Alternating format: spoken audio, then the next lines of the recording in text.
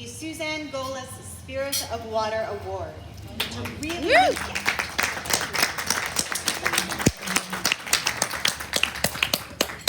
And in so renaming this award, we're really linking it back to the heart of our mission. Speaking of Suzanne, I recently found a paragraph that she submitted to a publication called Thomas Berry Engaged Legacy Projects. She wrote, and I quote, "After finishing the Earth Literacy program at Genesis Farm, I did a site study with Miriam McGillis on the Hudson River and the Delaware River. We concentrated on the ecology, history, and beauty of these two magnificent rivers, as well as the abuse, contamination, and restoration efforts. It was this experience that led to the founding of Waterspirit, which was deeply inspired by Thomas Berry's thoughts. I am sharing Suzanne's words to illustrate how Waterspirit welled up from this same important eco-theologian's legacy. And our honorees today share in that same legacy. Indeed, they were direct students of Thomas Berry, and they are the key caretakers of that legacy. And I've even got props.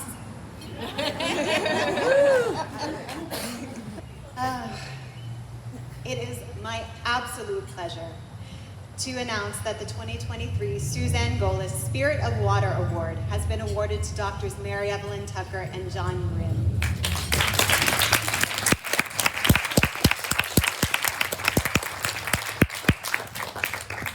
Now, trying to summarize Drs. Tucker's and Grimm's achievements is an exercise in futility, as I discovered while trying to make social media posts for this event. Do you know how hard it is to fit your body of work into a tweet? Impossible. But to give you all an abbreviated version, Drs. Tucker and Grimm are co-founders of the academic field of religion and ecology. I got more props.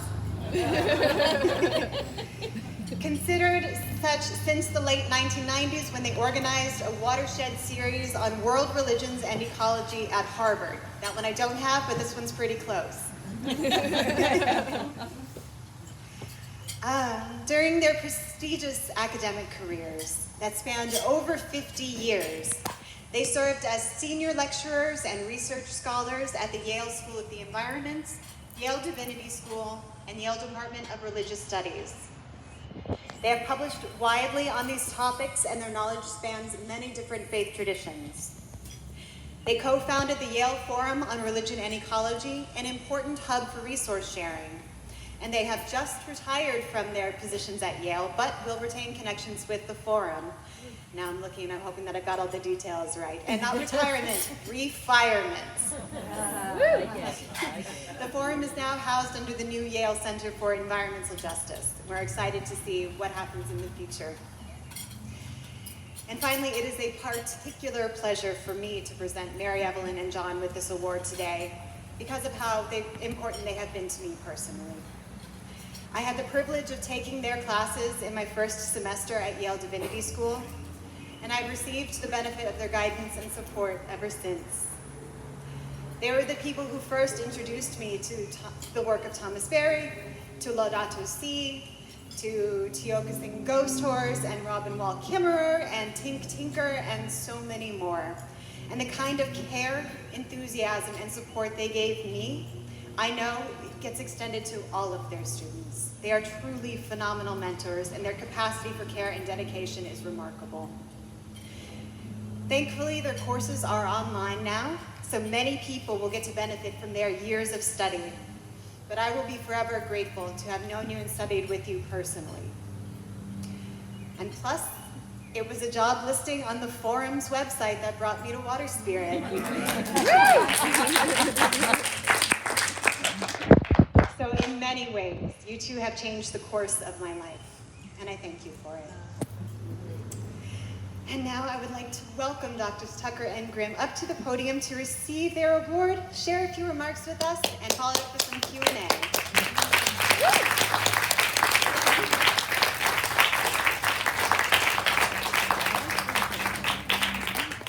Congratulations. Oh, how beautiful. Beautiful. simple, yeah.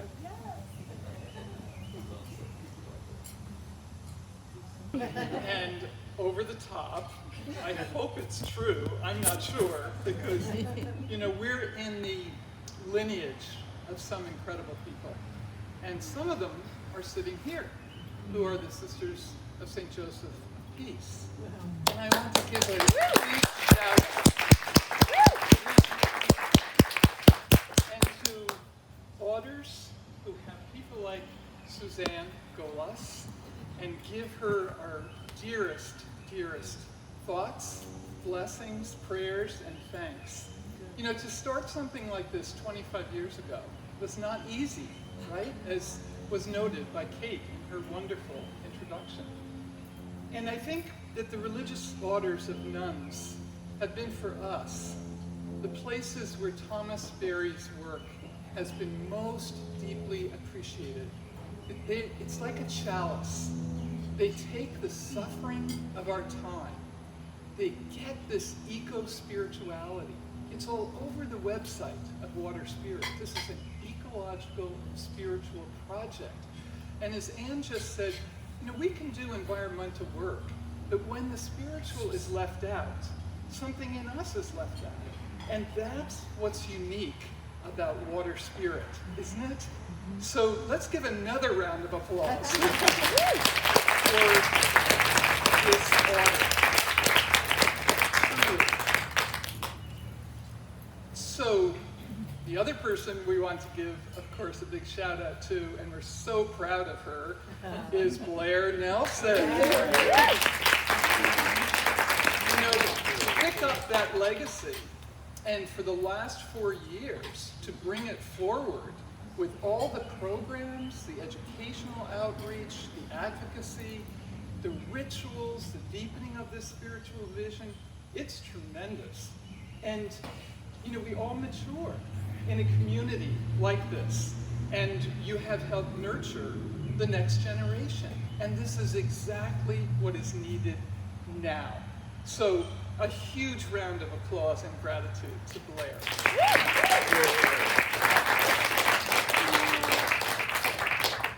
Now I'm going to move aside for my husband. We do a duet here, and we'll be back and forth a little bit. But thank you. Gratitude is the beginning of everything, isn't it? Thank you all. Beginning, gratitude's in the middle, I think, also. And I feel such gratitude to be with you all today. It's an honor to accept this award and to feel the presence of Waterspirit in our own work. I'm especially joining with Mary Evelyn in thanks to all of the organizers of this event. And I wanted to thank Kate especially for opening with a land statement with an acknowledgement of the indigenous people.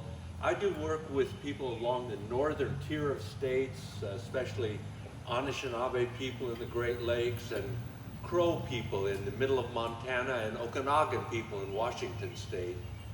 And in Washington State, I attend a winter dance, a ceremonial where people who have spiritual songs, they come together in the winter time to remember and bring back those songs and bring back that presence among them.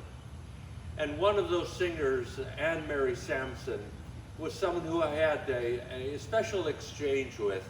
And at one point, singers typically, they begin to sing quietly and then they go to the center pole. They set up a pole from the ceiling in the house down to the floor.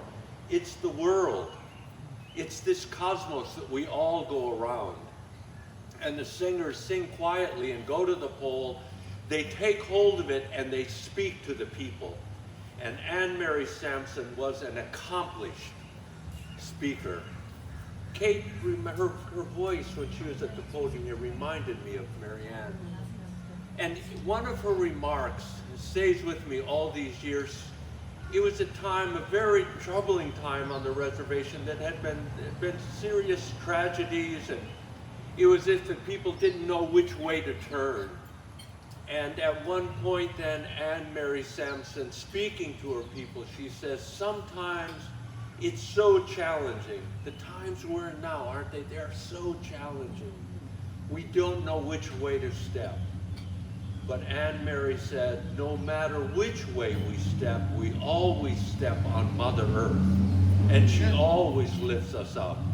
And that sense of Mother Earth as land, I wanted to extend it today, to think of that sense of water and land, hand in hand, the sense of life on this earth.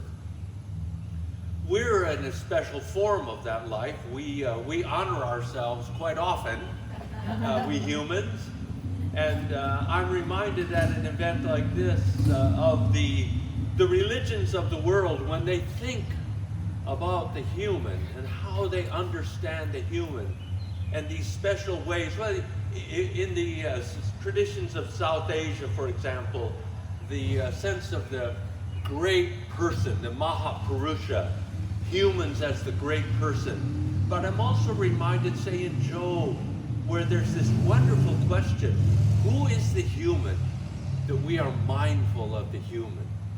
And it really calls a sharp question into the nature of the human. And of course, Thomas Berry, he was very keen on this question. What is the human? And his response, as he came to it, was this evolutionary story that we are part of a large unfolding story. And that sense of a cosmological identity is at the heart of all religious traditions. Just think of it for a moment. The sense of nourishment that we just participated in, the idea of food coming out of the cosmos and eating a meal and remembering where we and the food and those who have prepared the food, where we have all come out of this journey together. So Thomas transmitted that understanding to us, and it's been central to our teaching. But I wanted to remember today also a comment that also Kate referenced in some of her remarks too. We humans coming out of the womb and out of the amniotic fluid, we're in a watery world, aren't we, when we're born? We come into this watery world. And again, the sense of Northern Plains people, the Hunkpapa people, in their resistance to the Dakota pipeline, what did they call their resistance? Protection. They were protecting water. And water, the word resource, you can see where it really falls short. If it is that sense of the womb, the maternal womb that we come out of, what is it that they are protecting? The very fount of life itself, the very source of life itself. The sense of honoring women who have brought forth all of this legacy of the human, birth after birth after birth, into this watery world. So this honor today, I feel, is in league with our feelings about honoring water, feeling the closeness of water, the kinship with water that Native people have realized and have carried in their traditions. We're now coming close. We're joining hands with people who have had this sense of what is giving us life? What do we give back now? Thomas Berry felt that the human, of whom God was mindful, is a celebratory creature.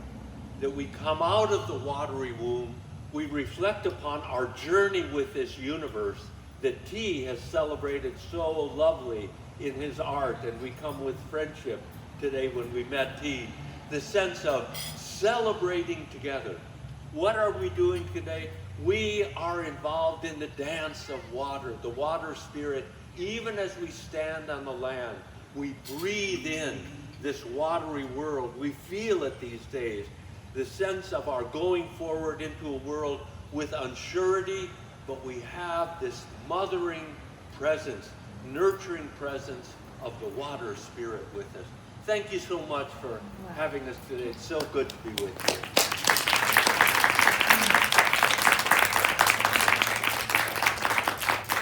For my next hour speech, I just wanted to say I'm very lucky, as you can see, to have a partner like this. And none of this work would be possible, and Thomas Berry married us, which was a great blessing more than 40 years ago. To be wine. To be wine to each other, that's what he said, yes. So I grew up near the Hudson River in the Upper West Side of New York, and that river has had such a powerful influence. I did my graduate work at Columbia, and my grandfather taught there, and so on. And of course, Thomas Berry lived up the Hudson River, and many of you saw, no doubt, his incredible Riverdale Center there. And even further up is Teilhard de Chardin in the Poughkeepsie area. He's buried there. And with T. Mullen, we were with the Teilhard Association for 40 years, helping to guide that legacy that also influenced Thomas Berry. So the Hudson River is a very powerful, more than a bioregion, a sacred region for us. And I also was very much influenced by the Susquehanna River in upstate New York, where my grandparents lived, and we spent the summers there. And what a powerful river that is. And it comes and joins, so there's a west branch and an east branch, and it joins right near Bucknell University, where we taught for many, many years. So there's a Susquehanna connection over there in Pennsylvania. So rivers do earth us, don't they, and ground us. And certainly you all who have this beautiful Jersey shore have a lot to be thankful for and a lot to protect and so on. But as we ground ourselves in these bioregions, we understand why education is so important, the educational outreach and the activism that many of you are involved in, the pipelines and so on. All of these are central, and a group like this is holding these together. Now, I also just wanted to share that because of our visits to many of the reservations in the US, we spent some time, John, especially in the Pacific Northwest, where one of the Salish leaders who helped bring the winter dance back to the Salish people that had been forbidden for a while. But he said to us, water is sacred, water is life. So every morning, pray with water. And so each morning I do that, just with a glass of water, and I pray in the 4 directions for light and hope from the east, for courage and strength from the north, for creativity and joy from the west, and for peacefulness and transformation from the west. So we can all do that, can't we? Just a simple prayer in the directions, whatever occurs to you, to bring in for the day. And again, Waterspirit contains these rituals going forward that we need so much. And I also pray when I swim. Don't you? Yes. Or you're walking or something like that. Boom, boom, boom, boom. I'm a slow swimmer, but I like it. And we're praying all the time when we're feeling the water holding us up, you know. So there's so many ways to bring this eco-spirituality to life, to give it a sense of name, of grounding, of orienting us, nurturing us, transforming us. And I wanted to bring back from what John said as well, and I know some of you have seen the Journey of the Universe film that you showed here recently. And that was a work, again, from Teilhard, Thomas Berry. It was 10 years in the making with Brian Swim, and it was a long, long journey. No money, some money. Getting it on KQED public television. One person at KQED in San Francisco happened to know Teilhard, and she said, I see the point of this film. And 2 months later, she left KQED, but got onto public television. Wow. And there's all these miracles, seriously, about Journey of the Universe and its birthing, about the religion and ecology. We left Bucknell not knowing where we would be, and Yale, picked us up. But that is the universe, totally moving things forward, allowing the activism and the education to come together to generate change. So I'm going to just conclude by kind of invoking our deepest ancestors. And that's the ancestors of the whole universe, right? We have our grandparents and parents to thank, and I know they're here right now, all of our ancestors. And then we think about this deep ancestry of, as the Chinese say, heaven, earth, and human, cosmos, earth, and human. That's the great trinity, the cosmological dimension of all these traditions.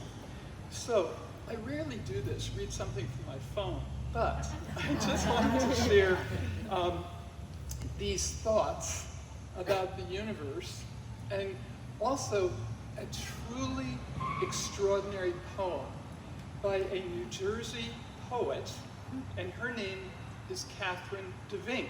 Many of you might know her. Catherine DeVink lived in Allendale, New Jersey, and the poem I'm going to read, she wrote for her 99th birthday. And she has a book of poetry coming out in September. So she's passed to the other side, as they say. But this poem is quite marvelous. But I'm going to put it in this context of the universe and earth and human. So is this not a moment to image ourselves into earth time and cosmic time? What the Ephesians speak of as a plan for the fullness of time. We are living within the seasons of nature's life and dwelling within the great transitions of Earth's life, from the emergence of the first cell to the explosion of flowering plants, to water rising, to the rise of amphibians, birds, and mammals. Can we imagine ourselves not only within 2,000 years of Christian and 5,000 Christian Jewish history and Chinese history, but also rising from the savannas of Africa some 6 million years ago to become Homo sapiens 200,000 years ago? We're still trying to become Homo sapiens, wisdom keepers. But doesn't this perspective release new energies for the work ahead? This evolutionary context gives rise to wonder and awe, which in turn inspires commitment for action, for transformation. Here is a basis for enlarging our sense of belonging, not just to our family or friends or nation, but to the living Earth community. Within our planetary system, we are surrounded by a solar system and galactic systems that broaden our identity beyond anything we could have imagined. And we're the first generations to really inherit that huge galactic sense. Look what the Webb telescope is teaching us now. This gives us a new zest that Teilhard hoped to evoke from humans. This zest is the human energy needed to establish transformative societies, one that will care for the well-being of people and the planet with water central to it. This is the invitation of the Pope's encyclical, Laudato Si', to embrace an integral ecology where the cry of the earth and the cry of the poor are truly heard. What does this mean for our moment today as we are expanding our consciousness and conscience? It means we are awaking simultaneously to deep time and comprehensive compassion. As we sense ourselves belonging to something this large and this vast, we also feel ourselves drawn toward a more tender love, a young love, alive with discovering and yearning for justice. We bring this love back to earth with a sense of a broader community. And here is Catherine DeVink's poem that describes this community at 99 years old. I bow to the north and to the south, to the east and to the west. I bow to the sky, enameled blue, and to the plump, traveling clouds. I bow to the ancestors, women tracking the bison's herd, and men building shelters, making fire. I bow to the children, born and unborn, holding the future hidden in their genes. I bow to the animals and to the fox trotting in the woods, as well as to the snail housed in its porcelain shell. I bow to the light ascending every morning. I bow to the night, to its dark portals and to the pale moon, ever at work, pulling the tides, mirroring the sun. I bow to the rain, dripping from the roof, feeding streams, released to the sea. I bow to the stars, to their fiery tremors, held in the immense vastness of space. I bow to the plants and trees, to berries and apples. I bow to all that is open and welcoming, the calyx of flowers, the heart of lovers. I bow to all my years, past and present. I bow to death, waiting at the corner, ready to take me to a new way of being, to larger territories of exploration. I bow to the one we call God, unknown to us, yet more here than what we feel and touch and smell. I bow to life and all its history and shape. I bow forever in thanksgiving and love. To Catherine DeVink.